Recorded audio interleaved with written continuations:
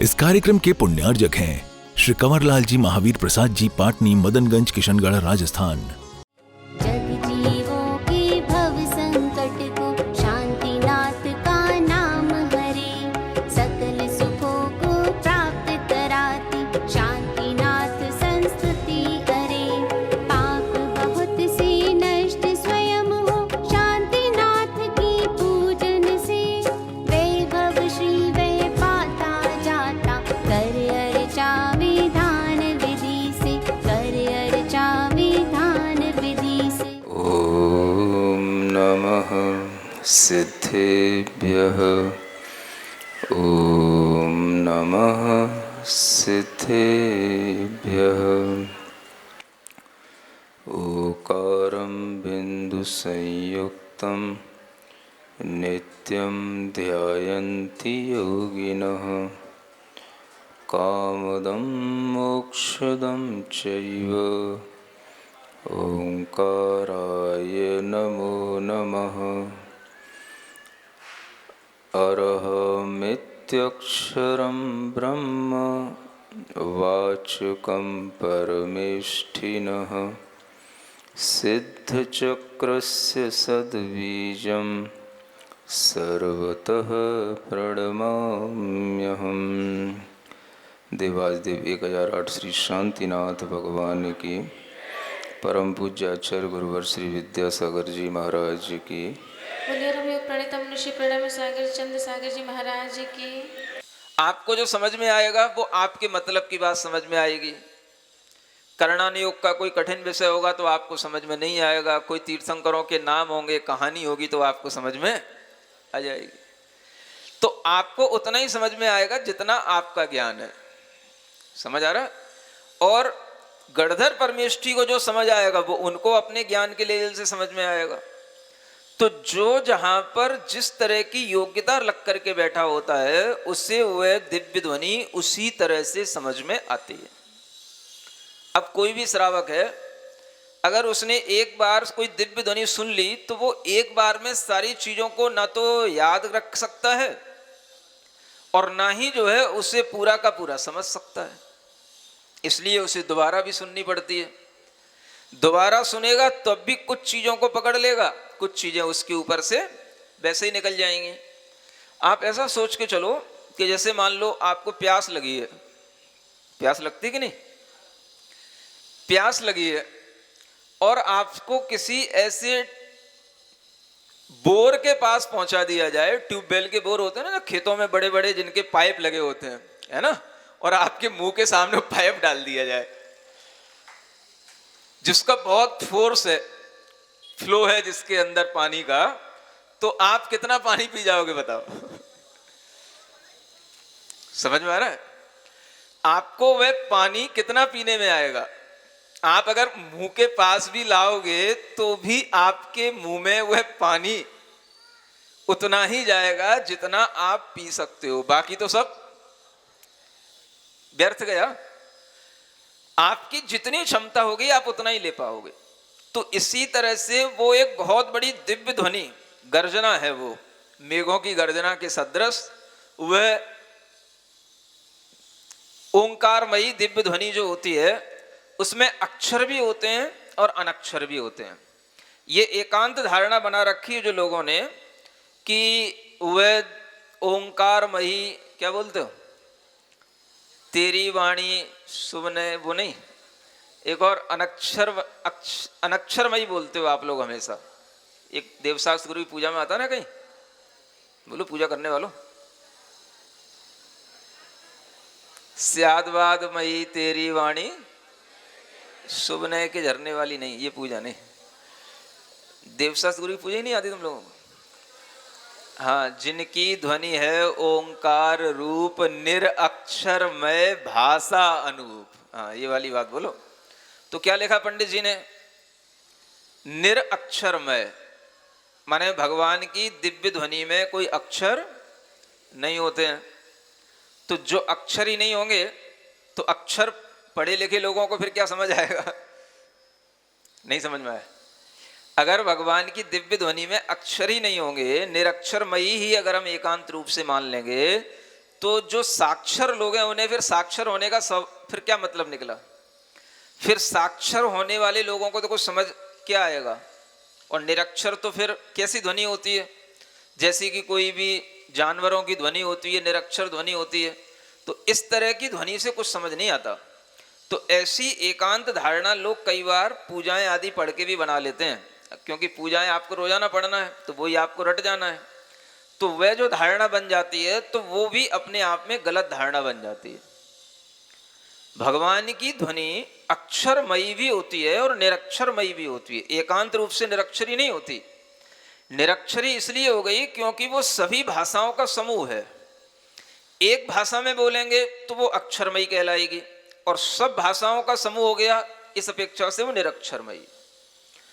जितने भी सभा में लोग बैठे हैं, अलग अलग देशों के अलग अलग प्रांतों के लोग बैठे होते हैं, तो उन सबको अपनी अपनी भाषा में वो दिव्य ध्वनि समझ में आती है। तो जो अक्षरमयी ध्वनि होगी वही उनको अपनी अपनी भाषा में वो अपना अपना कैप्चर कर लेंगे। तो हमेशा ये ध्यान रखना है कि दिव्य ध्वनि में शब्द भी होते हैं, अक्षर भी होते हैं, अक्षरों से मिलकर के जो पद बनते हैं वो पद भी होते हैं, और पदों से मिलकर के जो वाक्य रचना होती है वो भी होते हैं। तो ये सब कुछ होता है। तो इसलिए भगवान की दिव्य ध्वनि को एकांत रूप से अक्षरमयी और निरक्षरमयी नहीं कहना, दोनों रूप में समझना। समझ आ रहा है? तो भगवान की दिव्य ध्वनि में ये अक्षर होने से ही जो साक्षर लोग हैं उनको कुछ समझ में आता है कि क्या बोला गया है। इसलिए भगवान की दिव्य ध्वनि में जितनी भी चीजें हैं वो सब विशेषताओं के साथ हैं। जैसे बरसात का पानी होता है, जहां गिरता है वो वैसा ही हो जाता है, ऐसे ही आपके कान में गिर करके जितना आपको जिस भाषा का ज्ञान है और जितना ज्ञान का क्षयोपशम है वो उतने ही रूप में वो परिवर्तित हो जाएगा। जो जिस भाषा को जानने वाला है वो वाणी वहां जाकर के उसी भाषा में परिवर्तित हो जाती है। ये भगवान के ज्ञान का और उनकी दिव्य ध्वनि का ये बहुत बड़ा अतिशय होता है। तो इस तरह से जो भगवान की दिव्य ध्वनि खिरती है वह 6 घड़ी तक खिरती है। 2 घंटे तक धर्मों के उपदेश होते हैं, और उन उपदेशों में सभी के लिए वो उपदेश होते हैं। अब आपको मुनि महाराजों के बारे में तो खूब बताया था, 7 प्रकार के मुनि महाराज उनकी प्रथम सभा में उपस्थित होते हैं। उसके आगे अनेक अनेक और भी सभाएं थीं, और उन सभाओं में श्रावक भी होते हैं और श्राविकाएं भी होती हैं। तो उनको भी कुछ समझ में आना चाहिए। तो श्रावक श्राविकाओं को क्या सीखेंगे? वो श्रावक अपने धर्म के बारे में सुनेगा, भाई मेरे लिए महाराज क्या बोल रहे हैं। श्राविकाएं अपने धर्म के बारे में सुनेंगी, मुनि महाराज अपने धर्म के बारे में सुनेंगे। बोला सब एक साथ जाएगा, सब अपने अपने तरीके से सुनते रहेंगे। तो वह जो श्रावक होते हैं वो भी बहुत संख्या में होते हैं। मुनि महाराजों की संख्या तो बता दी थी आपको। श्रावकों की संख्या भी शांतिनाथ भगवान के समौसरण में 2 लाख श्रावक थे। कितने? हाँ। और श्राविकाएं तो हमेशा ज्यादा रहती ही हैं, डबल रहती हैं कहना चाहिए, ये समौसरण की विशेषता रहती है। 4 लाख श्राविकाएं शांतिनाथ भगवान के समौसरण में थी, और सब बढ़िया सुनती थी, सब बढ़िया आनंद लेती थी। समझ आ रहा ना?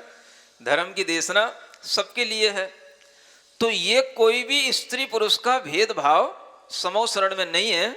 इसलिए ये नहीं समझना चाहिए स्त्रियों को कि हमारे लिए कोई समौसरण में भेदभाव है। वहां कोई भेदभाव नहीं है, उसी का नाम समौसरण है। सबको दिव्य ध्वनि सुनने का मौका पूरा का पूरा मिलता है।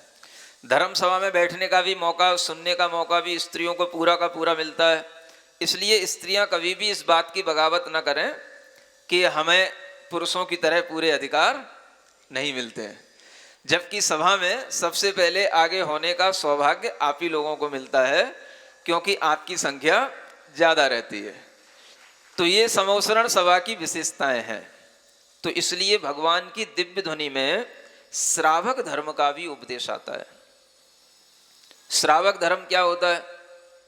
तो जो आप लोग धर्म समझते हैं वो तो धर्म है ही, लेकिन मुख्य रूप से जो भगवान श्रावकों के लिए धर्म देते हैं वो 11 प्रतिमाओं के माध्यम से देते हैं।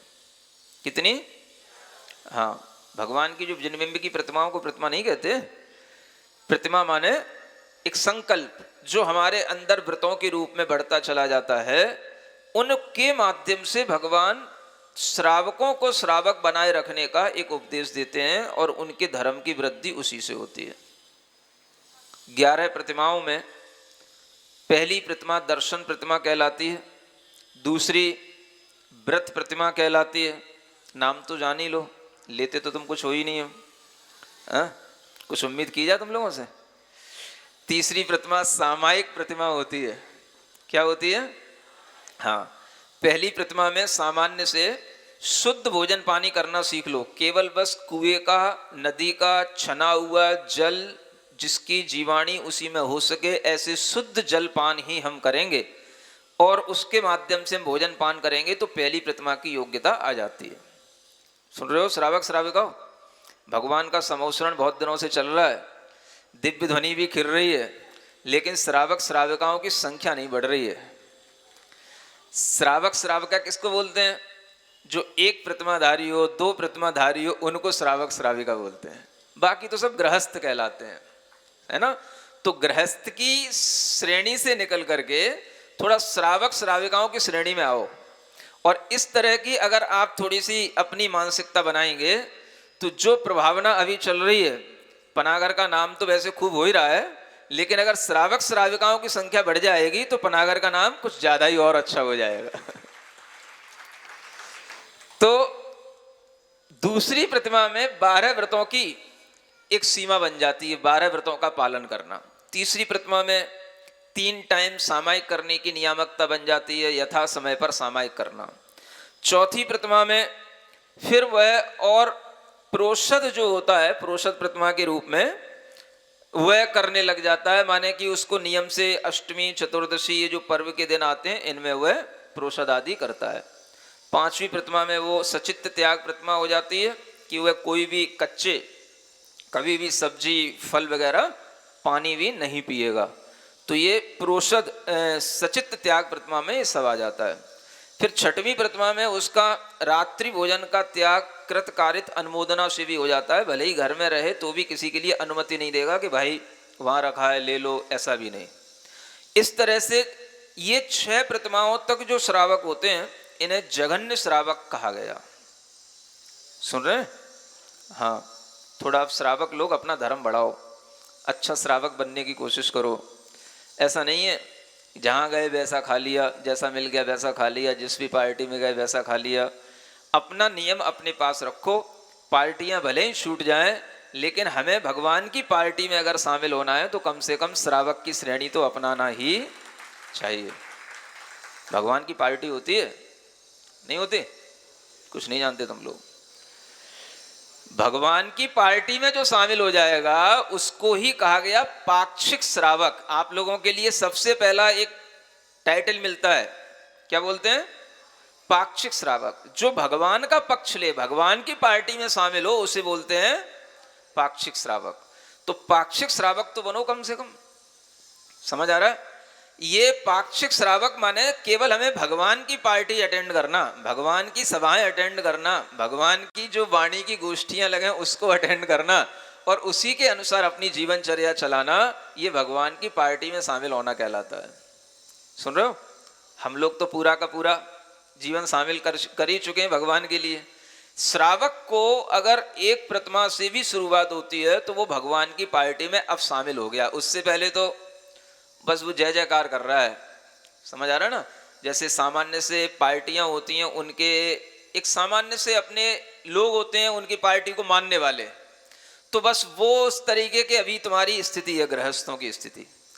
पार्टी का मेंबर बन जाना और पार्टी के लिए ही, उसकी ग्रोथ के लिए, उसकी प्रोग्रेस के लिए ही सोचना, ये जो होता है वो पार्टी का एक विशेष सदस्य मनोनीत जब हो जाता है तब उसके लिए वह मिलता है और उसी को जो है फिर आगे टिकट मिलती है बढ़ने की।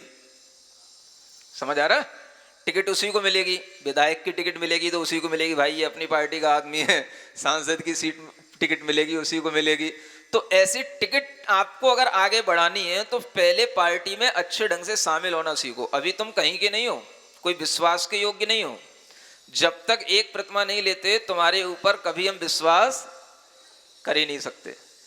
तो जो श्रावक एक प्रतिमा भी अगर ले लेता है तो समझ लेना वो अब अपनी पार्टी में शामिल हो गया। जिनेंद्र भगवान ने ऐसा कहा है, वैसा ही मैं कह रहा हूं। तो ये 6 प्रतिमा तक तो वह श्रावक को एक जघन्य लेवल का दर्जा मिला है। फिर 7वीं प्रतिमा से वो मध्यम लेवल पे आ जाता है। जब वो ब्रह्मचर्य की प्रतिमा आती है तो वो गृहस्थ श्रावक भले ही हो, लेकिन वो अपनी स्त्री को भी फिर छोड़ देता है। छोड़ने का मतलब उससे भी अपने काम भाव विचार करना छोड़ देता है। वह सभी स्त्रियों की तरह ही अपनी स्त्री को भी देखने लग जाता है, यहां तक कि वो अपनी स्त्री को भी अब पत्नी ना कह करके वो दीदी कहेगा। इतना उसकी पवित्रता आ जाती है। समझ आ रहा है ना? तो ऐसा भाव जब आ जाता है तब वो 7वीं प्रतिभाधारी गृहस्थ बन जाता है। हंस रही हैं।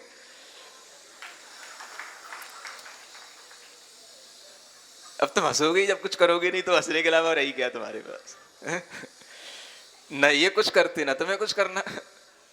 तो जब कुछ करोगे तभी ये फीलिंग आएगी। और ऐसा नहीं है कि ऐसा भी होता नहीं, वर्तमान में भी ऐसा होता है। समझ आ रहा है ना? अभी यहाँ पंजाब के एक संजय भैया आए थे, है ना? हाँ, वो कभी भी देखना वो उनकी पत्नी साथ में आती है, वो उसको दीदी बोलते हैं। समझ आ रहा है ना? हाँ, वो उनको भैया बोलती है। हाँ, दोनों साथ प्रतिमाधारी हैं।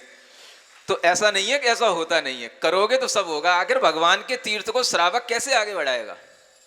समझ आ रहा है? तो भगवान का तीर्थ आगे बढ़ने के लिए हम अगर इसी तरह से आगे बढ़ेंगे तभी तो जानने में आएगा कि भाई ये पति पत्नी होते हुए भी ये भाई बहन कैसे हो गए, इतनी पवित्रता कैसे आ गई। उसी का नाम है ब्रह्मचर्य प्रतिमा। ये 7वीं प्रतिमा से मध्यम श्रावक का दर्जा मिलना शुरू होता है। और फिर इसके आगे की बात जो है भगवान ने विशेष रूप से बताई कि लोगों को घर में रहकर के भी 8वीं 9वीं 10वीं प्रतिमाओं का पालन करना चाहिए। और इस तरह का पालन करने में उन्हें कोई भी तरह की दिक्कत नहीं है। ऐसा आचार्य महाराज का भी कहना है कि घर में रह करके आप 10 प्रतिमाओं का पालन कर सकते हो। सुन रहे हो? तो 8वीं प्रतिमा क्या होती है? इसे बोलते हैं आरंभ त्याग प्रतिमा। आचार्य समंतभद्र महाराज ने गाथा नंबर 144 में इस 8वीं प्रतिमा का वर्णन इस रूप में किया है। सेवा कृष वाणिज्य प्रमुखादारंभतो व्युपारमति प्राणातिपात हेतुर यासावारंभ विनिवृत्तः। क्या कहते हैं? आरंभ से जो विनिवृत्त हो जाता है वो आरंभ त्यागी श्रावक कहने लग जाता है। आरंभ क्या होता है? प्राणातिपात हेतु। प्राणों का अतिपात माने नाश हनन जिनसे हो, उस प्रकार के कार्यों को आरंभ कहा जाता है। यानी कोई भी ऐसे कार्य जिनसे जीव हिंसा होती है, उस हिंसा के जो कार्य हैं वो सब विशेष कार्य कौन कौन से होते हैं? सेवा करना। सेवा माने जितनी भी नौकरी चाकरी होती है ये सेवा कहलाती है। कृषि करना। वाणिज्य माने व्यापार करना, लेन देन, सामान भरना, रखना, बेचना, खरीदना, ये सब वाणिज्य। ये प्रमुख आरंभ कहलाते हैं। इनसे विरक्त हो जाता है वो। यानी घर में रहकर के भी श्रावक का लेवल इतना बढ़ सकता है कि वह अपने आरंभ को छोड़कर के भी घर में रह सकता है।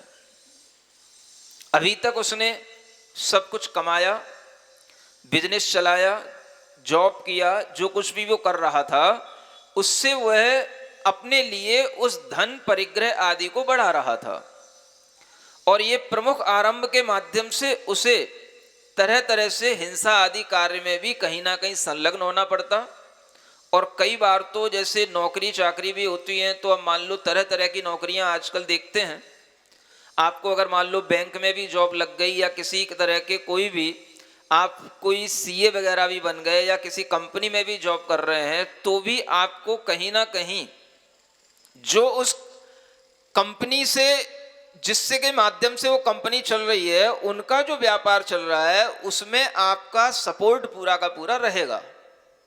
तो उसके माध्यम से वहां से होने वाली जो भी हिंसा आदि होंगी उन सब के लिए भी आप भी उसमें जिम्मेदार होंगे, क्योंकि आप उसके लिए पूरा का पूरा ध्यान रख रहे हैं और ये करना पड़ता है।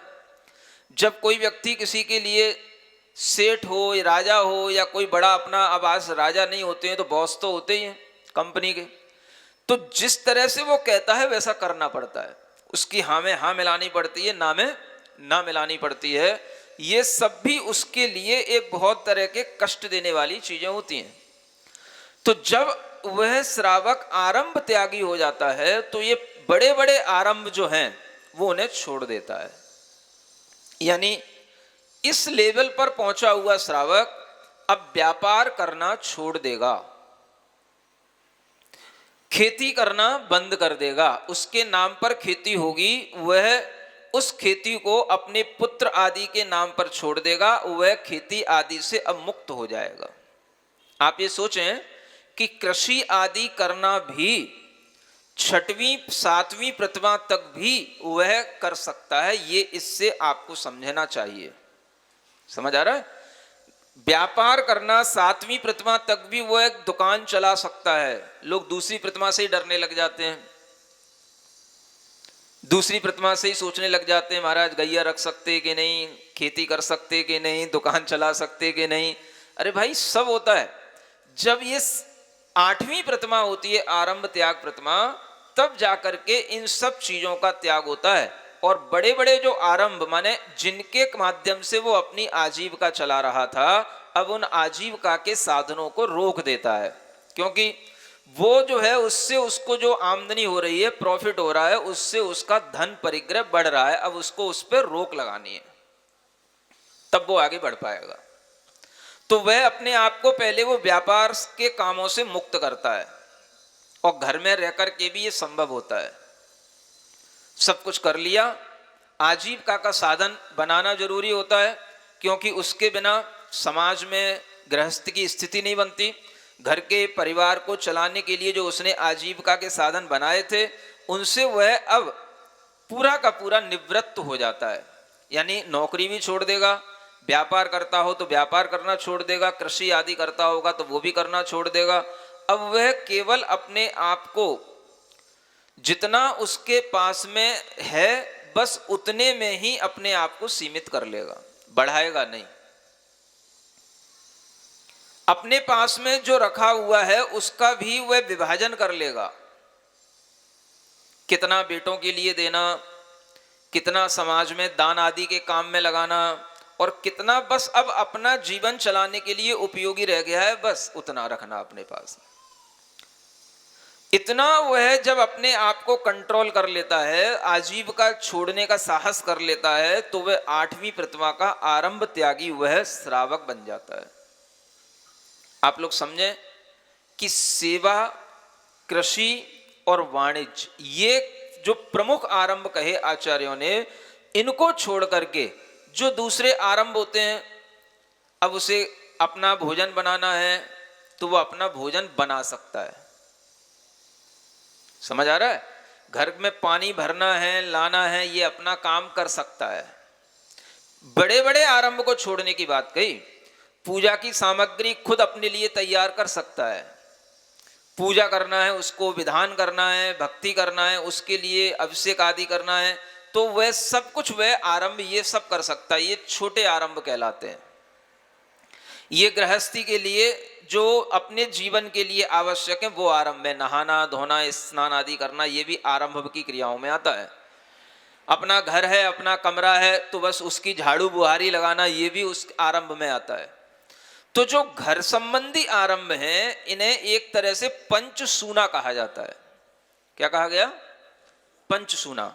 आचार्य समंतभद्र महाराज ने ही मुनि महाराज के लिए एक गाथा में लिखा, सूना से रहित जो होते हैं वो आरंभ से रहित मुनि महाराज होते हैं। अपसूनारंभाणाम आर्याणाम इष्यते दानम। सूना से जो रहित हो गए, तो पंचसूना अलग चीज हो गई और आरंभ अलग चीज हो गई। जो आरंभ है वो बड़े व्यापार हैं, इनको छोड़ने के बाद में पंचसूना माने घर में रहने वाली जो छोटी छोटी चीजें हैं, झाड़ू बुहारी लगाना, अग्नि के बिना भोजन आदि नहीं पक सकता है, तो अग्नि भी जलाएगा, पानी लाएगा, पानी भी अपने लिए उपयोग करेगा। ये सब चीज़ें आरंभ में आएंगी। इनमें भी वध होता है जीवों का, इनमें भी हिंसा होगी, लेकिन ये उसके लिए अभी त्याज्य नहीं है। ये सब वो कर सकता है। अगर उसके घर में सुविधा हो, उसके बेटे अगर उसके लिए, उसकी बहुएं उसके लिए, उसके समाज में लोग उसके लिए तैयार हों, तो वह इन आरंभों को भी छोड़ करके अपना सोच सकता है कोई बात नहीं, अब मुझे अपने लिए ही केवल भोजन करना है। अगर उसके लिए भी हमें कोई निमंत्रण दे देता है और कह देता है ब्रह्मचारी जी चलो मेरे घर पर भोजन कर लेना, तो वो चला जाता है, उसमें भी कोई दिक्कत नहीं। क्योंकि थोड़ा सा उसे अपने लिए करने के लिए बहुत ज़्यादा उसे आरंभ करना पड़ेगा, सब अग्नि वगैरह जलानी पड़ेगी। अगर वह नहीं करता है तो वह दूसरों के लिए आश्रित नहीं रहता है। अगर दूसरा उसे निमंत्रण दे दे तो वह चला जाता है, नहीं हो तो अपने हाथ से भी वैसा बना सकता है, खा सकता है, अपने लिए बना सकता है। ये क्या हो गया? ये उस आरंभ त्यागी प्रतिमा लेने वाले श्रावक का जीवन। घर में कितना ही बड़ा व्यापारी हो, कितना ही बड़ा सेठ हो, लेकिन अब वो बिल्कुल अपने संकुचित दायरे में रहेगा। दुनिया का जो बिजनेस चल रहा है उससे कोई मतलब नहीं रखेगा। बच्चे अच्छे कभी आएंगे तो थोड़ा सा अभी वो उनको बता सकता है, क्योंकि वो सब जानकार है। बच्चे किसी आफत में पड़ गए तो उन्हें किसी तरह की जानकारी दे सकता है, उन्हें किसी तरह की आपत्ति से निकाल सकता है, क्योंकि अभी उसने अनुमति का त्याग नहीं किया है। ये आगे वाली प्रतिमा में आएगा। लेकिन सब कुछ जो अपने अभी माथे रखा था, अपने को खुद वह उस परिग्रह के साथ जोड़ा था, आरंभ के साथ जोड़ा था, अब वह उससे अपने आप को रोक लेता है। और ऐसा करके वह बड़े अच्छे ढंग से सब प्रकार के इन व्यापारों से मुक्त होकर के अपना जीवन धर्म ध्यान के साथ चलाने लग जाता है। क्योंकि धर्म ध्यान करने के लिए इन सब चिंताओं से मुक्त होना जरूरी होता है, अन्यथा कोई ध्यान कोई धर्म नहीं होता है। समझ आ रहा है? जब भी आप कुछ भी करने बैठोगे तो आपके लिए अपने व्यापार आदि की चिंताएं सताती ही रहती हैं। अगर 1 घंटे से 1.25 घंटे भी होने लग जाए, नमोस्तु महाराज, नमोस्तु महाराज, अभी होने लग जाएगी। समझ आ रहा है? क्यों? यहीं बैठे रहेंगे क्या? आपकी कहानी सुनते रहेंगे क्या? आपका ही धर्म सुनते रहेंगे? अगर यही धर्म सुनते रहेंगे तो फिर हमारे घर में बच्चे कौन पालेगा? तो आदमी को इतनी ज्यादा जो व्यापार आदि की चिंता होती है, उस चिंता मुक्त जीवन अगर उसे मिलता है तो इस तरह के संकल्पों के माध्यम से मिलता है। संकल्प होंगे तो विकल्पों का त्याग होगा। विकल्प क्यों आते हैं? हमारा उसका त्याग नहीं है। विकल्पों के त्याग का नाम ही एक तरह का संकल्प हो जाता है। तो ये जो संकल्प अपने अंदर आएगा कि हमें ये नहीं करना, इसको हमें त्यागना, तो फिर उस संबंधी विकल्प आपके छूट जाएंगे। फिर आपके लिए जो टाइम आपकी जॉब में लगता था या बिजनेस में लगता था, वो सारा का सारा टाइम अब आपकी अपनी आत्म साधना में लगेगा। आप अच्छे ढंग से स्वाध्याय कर पाएंगे, अच्छे ढंग से आप भगवान की जाप कर पाएंगे, आराधना कर पाएंगे, और अच्छे ढंग से आप अपने आत्मा के परमात्मा के बारे में जानकारी ले पाएंगे और उसका संस्कार आपके अंदर आ पाएगा। ये सब संभव होता है जो आरंभ त्यागी श्रावक हो जाते हैं उनके लिए। बस घर में रह करके पूर्ण धर्म ध्यान के साथ रुकना। हिंसा के पाप आदि के जो भी हमारे साधन थे उनसे हमने अपने आप को हटा लिया। अब वह इस तरह के आरंभों से मुक्त होकर बस अपने पास में जो अपनी जरूरत की आरंभ है बस उतना ही करेगा। लेकिन परिग्रह तो अभी है उसके पास। समझ आ रहा है? माने अभी परिग्रह का त्याग अब आगे की प्रतिमा में होता है। तो परिग्रह का त्याग करने से पहले आरंभ का त्याग करना इसलिए जरूरी है कि वो परिग्रह को बढ़ाने का साधन क्या होता है? आरंभ होता है। आरंभ बढ़ता रहेगा तो परिग्रह बढ़ता रहेगा। आश्रव होता रहेगा तो बंद होता रहेगा। आश्रव को पहले रोको तो बंद अपने आप रुकेगा, संवर होगा। उसी तरीके से जब आरंभ रुक जाएगा तब वो जो परिग्रह है उसको निष्कासित करने की फिर कोशिश करेगा। वो उसकी संवर होने के बाद उसकी निर्जरा कहलाएगी। आरंभ ये साधन माना गया परिग्रह को बढ़ाने का, इसलिए आरंभ परिग्रह ऐसा आप कई बार सुनते होंगे, है ना? मुनि महाराज आरंभ परिग्रह से रहित होते हैं। तो कौन से आरंभ परिग्रह से रहित होते हैं? इस सब प्रकार के जो है सेवा, कृषि, वाणिज्य आदि प्रमुख आरंभ है, इनसे भी रहित होते हैं। और वो जो सूक्ष्म आरंभ हैं पंचसूना वाले, उनसे भी रहित होते हैं, क्योंकि उनके लिए अब किसी भी प्रकार का आरंभ नहीं करना, यही उनका संकल्प है। ना उन्हें अपने कमरे में झाड़ू लगवाना और ना झाड़ू लगाने वाले की अनुमोदना करना। समझ आ रहा है? अगर उन्हें दिखाई दे रहा है कि वहां पर कोई मतलब कूड़ा कचड़ा होने लगा है या कोई चींटियां वीटियां हैं, तो वो उस स्थान को छोड़ करके दूसरे स्थान पर चले जाएंगे।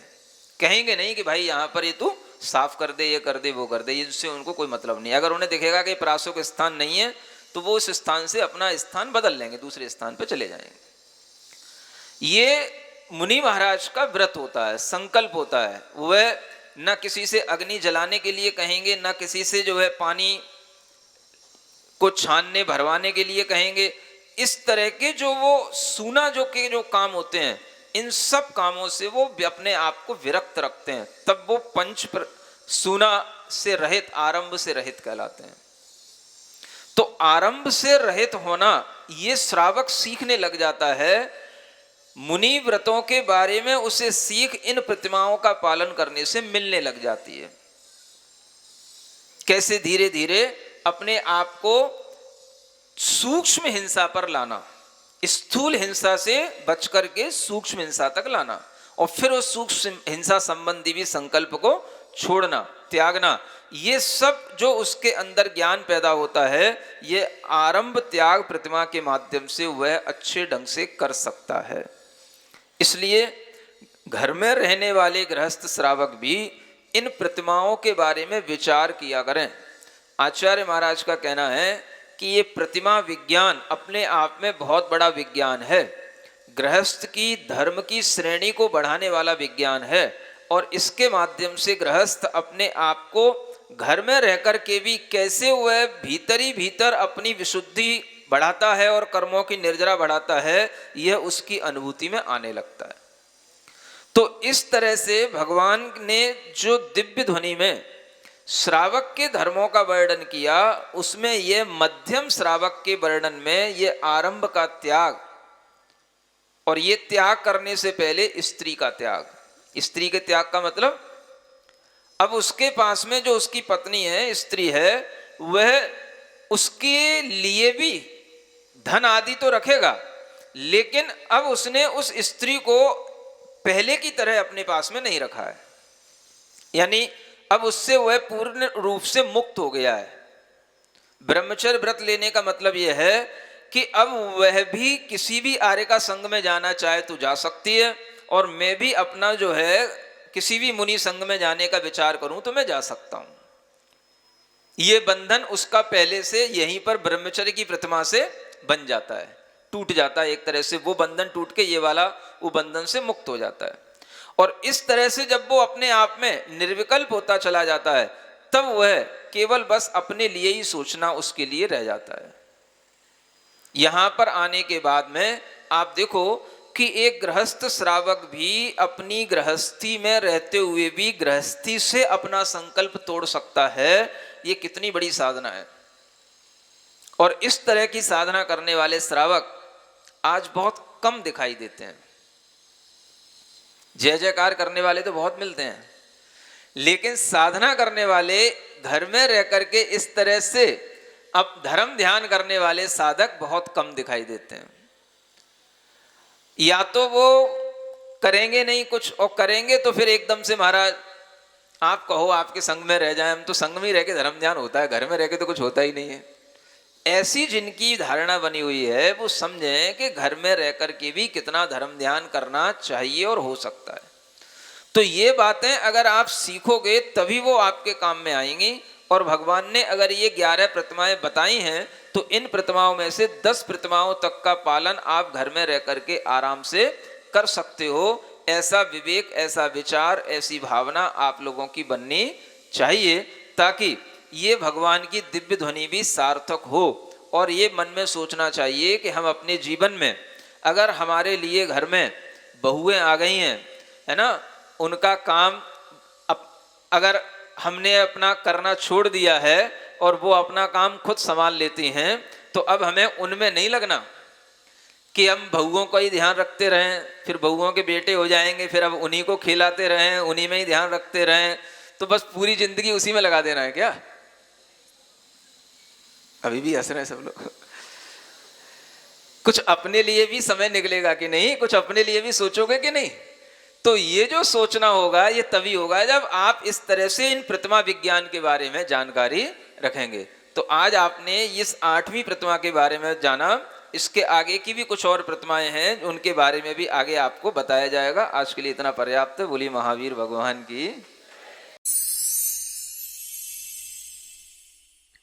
सिरिजिणवाणी जग कल्याणी जग जन मदतम मोहरी जनमण हारी गढ़हर हारी जम जरा भव रोग हरि तिथ्य राणम दिव्य झुणिम जो पड़ई सुणई मय्ये धारई राणम सौख मणंतम धैर्य सासद मोक्ष पदम पावई सासद मोक्ष पदम पावई। इस कार्यक्रम के पुण्यार्जक थे श्री कंवरलाल जी महावीर प्रसाद जी, पाटनी, मदनगंज, किशनगढ़, राजस्थान।